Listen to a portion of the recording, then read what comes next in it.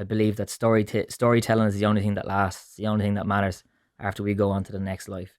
That this idea of human contact, story to story, that's where I started to go with this.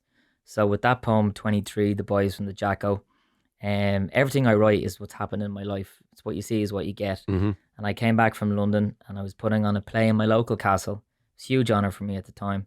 I was walking down the main street and I bumped into a friend of mine who I went to school with, primary school.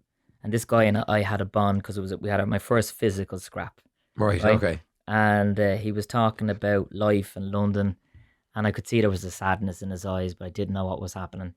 And then a few days later, I was told he took his own life down by the Jacko.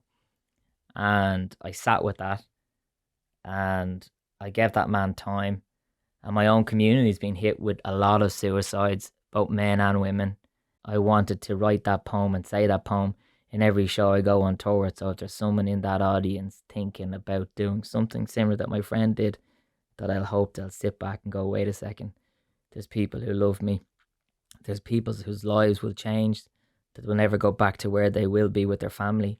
So please, even in your darkest moments, you are not alone, even if you can't articulate what you need to say or express your emotions. But don't be that person on that page in 23 that's not here.